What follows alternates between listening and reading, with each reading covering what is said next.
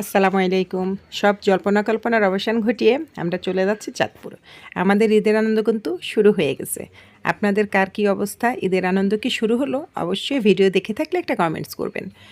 আমাদের যাত্রা শুরু হয়েছে সকাল 10টায়। আমাদের গাড়ি চলে আসছিল সকাল 10টায়। এই যে আমরা বেরিয়ে পড়ছি। আমার মেয়েকে জিজ্ঞেস করলাম, মা তোমার কেমন লাগতেছে দাদু বাড়ি যাচ্ছ? আমার মেয়ে তো খুবই খুশি, সে তার দাদু বাড়ি যাচ্ছে। আর যেখানেই যাবে সে তার এই টমিটাকে সাথে করে নিয়ে যায়। আমরা গাড়িতে বসে আছি, আমার দেবর গেছে লিচু কেনার জন্য। লিচু কিনে নিয়ে আসছি, এখন আমাদের গাড়ি ছুটছে তো ছুটছে, ছুটছে তো ছুটছে। আকাশের অবস্থা তেমন একটা ভালো ছিল না, আকাশটা বেশ মেঘলা ছিল, আবার একটু একটু বৃষ্টিও পড়তেছিল। আর আমি শুধু মনে মনে আল্লাহ আল্লাহ করতেছিলাম, আল্লাহর জন্য বৃষ্টি না আসে, বৃষ্টি না আসে। বৃষ্টি হলে কিন্তু ঈদের আনন্দটা ফুলফিল হয় না। যাই হোক, চলতে চলতে চলতে চলতে অনেক ক্ষুধা লাগছে। ড্রাইভার ভাইকে বললাম, ভাই একটা ভালো রেস্টুরেন্টে নিয়ে চলেন। তো আমাদের যে ড্রাইভার ভাই ছিল সে কিন্তু খুবই চালাক মাশাআল্লাহ, এবং খুবই সমাজদার। সে খুব বুদ্ধি করে টেকনিক্যালি গাড়ি কোন রাস্তা দিয়ে আসলে জ্যাম কম কম পড়বে সে সেই চেষ্টাটা খুবই করছে।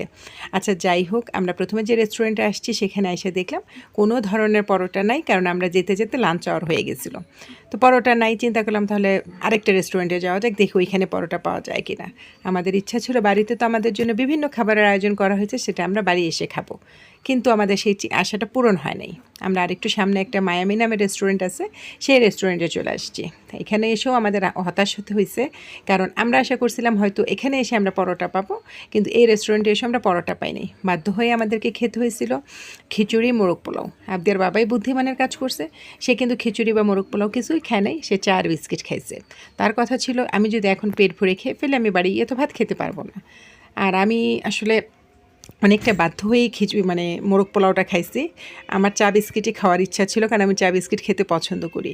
তা আবদের বাবা যখন বারবার বলতেছিল যে যেটা খাবে খাও খাও, তখন আমি বলতেছি তাহলে আমি চা বিস্কুটও খাবো। তা আমি একটু চা বিস্কুটও খাইছি, আবার কিন্তু মোরগ পোলাও খাইছি। খেতে খেতে আমার এমন শরীর খারাপ লাগতেছিল, একটা পর্যায়ে গিয়ে আমি বাড়ি যাওয়ার পথে আর কি বেশ অনেকটা রাস্তা বমি লাগতেছিল, বমি হচ্ছিল না, মাথা হ্যাং হয়ে গেছিলো।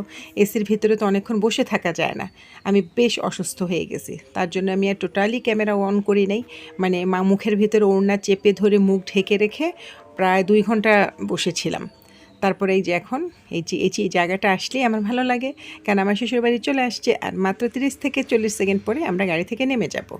তো কে কোথায় ঈদ করতে গেছেন, আর আপুদেরকে বলতেছি কার শ্বশুরবাড়ি কোথায়, অবশ্যই কমেন্টস করে জানাবেন। আমি কিন্তু আমার শ্বশুরবাড়িতে ঈদ করতে আসছি। আমার শ্বশুরবাড়ি হচ্ছে চাঁদপুর, আর আমি সিলেটের মেয়ে। খুব ভালো লাগতেছিল, অনেক দিন পরে আসছি, সবার সাথে দেখা হবে, সবার সাথে ঈদ করব। আর আমি কিন্তু আমার শ্বশুরবাড়িতে ঈদ করতেই খুব বেশি পছন্দ করি। আল্লাহ হাফেজ।